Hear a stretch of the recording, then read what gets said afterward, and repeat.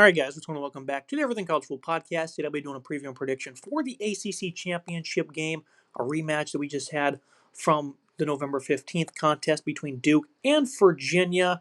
Cavaliers 2.5-point favorites, 58.5 is the total, 8 p.m. Eastern Time on ABC from Charlotte, North Carolina. Getting things started with the Duke offense against the Virginia defense all year long. This offense has been streamlined by Darian Mensah, who has been one of the top quarterbacks in the country. This kid's good. 28 touchdowns, 287 yards per game, completing about 67%, only 4 interceptions on the year. This is a guy who's been very accurate. It's been a high-volume passing attack. The last couple of weeks, though, hasn't been the greatest performances. They are 2-1, but he has not topped 300 yards in 4 straight games now. And this has been an offense that seems like it's kind of tapping out, right, when it comes to their passing attack. Mensah, though, has tremendous arm strength. He's very good with an accurate deep ball. Puts a lot of stress on your defense, especially when you've got receivers like Cooper Barkate, Sean Brown, Shamar Hagans, and then you have a nice tight end, Jeremiah Hasley. This is a nice receiving group here against Virginia, though. When they played them a couple of weeks ago, it was not pretty. Not from him, not from the offensive line. That's a respectable group led by a nice right tackle, Brian Parker. They generated almost 30 pressures, had 5 sacks in that game. It was not pretty. I mean, they were putting a lot of pressure on the quarterback, and this is the identity of their offense. They can run the football a little bit. This is a team that has 132 rush yards per game. Nate Shepard, he's more of the athletic running back, while Anderson Castle was a complete bruiser, 215 pounds. This guy really lays the boom. He's also got 11 touchdowns this year. So they have a respectable group in terms of balance, but they're going to want to throw the football. They're going to be in drop-back pass mode a lot, especially in a game like this, and that didn't work for him a couple of weeks ago. Mitchell Melton's having a phenomenal year for Virginia. Fisher K-Mac coming off the other edge as well. Daniel Rickert. I like Jason Hammond and Jameer Carter. And this is a defensive line that's really played a lot better as the season has went on. And this defense has really stabled out in conference play over the past 6 to 8 weeks. Since they played that Florida State game, they've really improved their play, the defensive line, giving them good options. I think the linebacking group, James Jackson, Cam Robinson's a respectable group. Not the greatest, Ethan Mentor at safety plays a lot of box as well. And those guys are good, effective tacklers. I think that's very important when trying to hammer down on this offense. It's going to want to do a lot of catch after run and make plays through the air. The biggest concern for me with Virginia was how good is this secondary truly. I really didn't think they were all that talented at corner.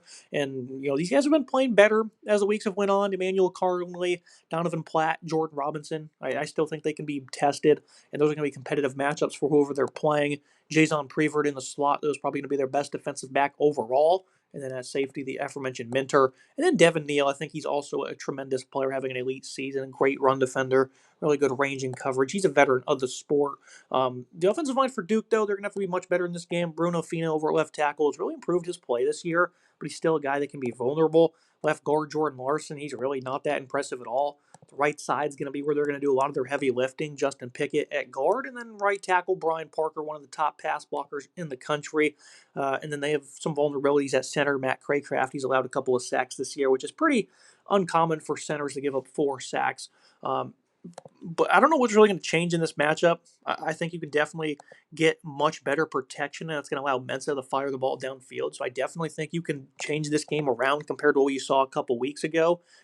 This is an offense, though, that their effectiveness at times has just not been where it should be compared to where they were in the middle part of the season. And it's going to be up to Mensah and that offensive line to uplift this group, and I certainly think they're capable of doing so. Moving to the other side of things, you have that Virginia offense on the Duke defense. Chandler Morris came over from North Texas. He was great for this group. He's really showcased some dual threat attributes that we really didn't know he had. I guess he showed it at times at North Texas, but he's been a big-time runner for them in crucial moments this year. He had 3 rushing touchdowns against Florida State, for example. He just had one against Virginia Tech, showcasing his ability to make plays out of the pocket. But when he stands back and delivers, he can be very accurate, 66%.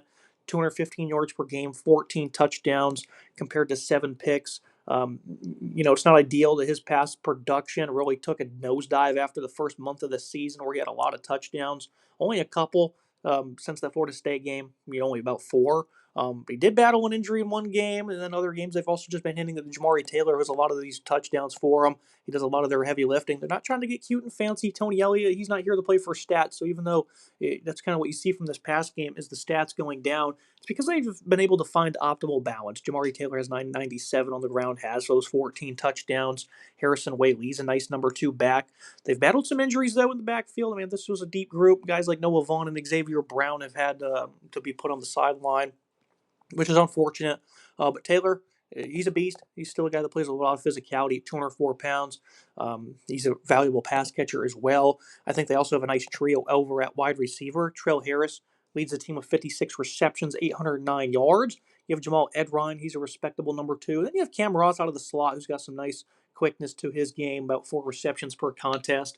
So I think these are respectable pass catchers. Going up against a Duke secondary that's just not been good all year, which is shocking considering they have a top corner in Chandler Rivers. This guy's great at creating negative plays. He's been good himself out in coverage. Kamari Robinson hasn't really lived up to the hype, though, when he was supposed to fill in the other part of that duo.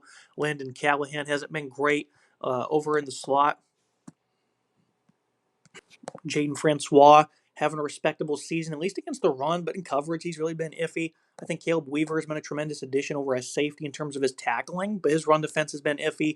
Him and Deshaun Stone haven't provided much in coverage, and I think the safeties have definitely been holding this group back. Terry Moore was supposed to play this year as one of the top safeties in the country, and he never ended up returning. That's certainly going to plague this football team, and it continuously has.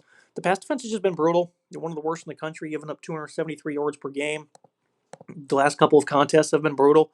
300 plus in 4 of the last 5 games. And the one game they didn't allow 300 was against North Carolina, and they still allowed about an 80% completion rating in that game. So they've just not been that good this year. In Virginia, they're going to look to attack those short to intermediate pass lanes, get things going with the run, and stay ahead of the sticks. And that's kind of what you saw in that first contest, where Virginia was able to really establish nice balance.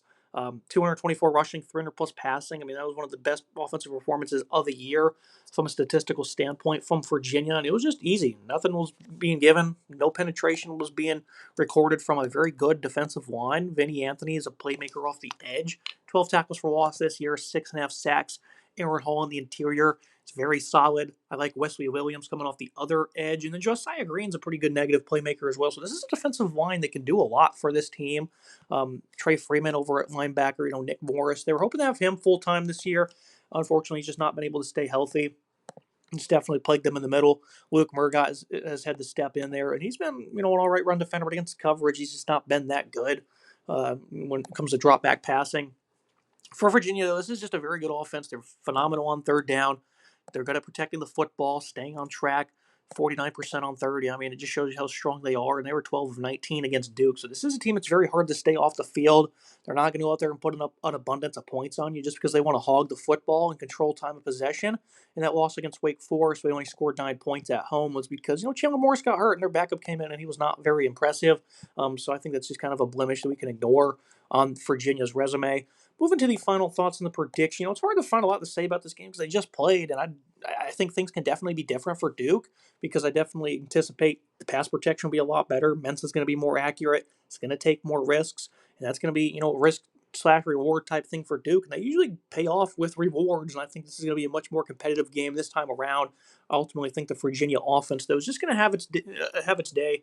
This is a team that's playing very good football. I think they know exactly what they want to do, and that's the things I alluded to with time of possession, having balance, not getting too creative. They don't want to be all that flashy. They just want to pound the rock and let Chandler Morris do his thing on third down, or just getting those third and shorts around the football. And I think Duke, even though they have a good defensive line, it's just not paid big results for them this year. And this defense has shockingly been pretty poor, giving up almost 30 points per game. So I think for Duke, they can keep this game close, but their defense ultimately is going to let them down. Kind of a doomsday scenario. If Duke does win this game, they'll likely be in the college football playoff, it appears. So an important game, and I think most people are probably rooting for Virginia to win this one, even though I love watching Darian Mensah play. It just seems like they're just very undeserving to make the college football playoff. Well, Virginia's had a really good season. So that's going to be it for today's episode. Make sure you guys like, comment, subscribe. See you next time.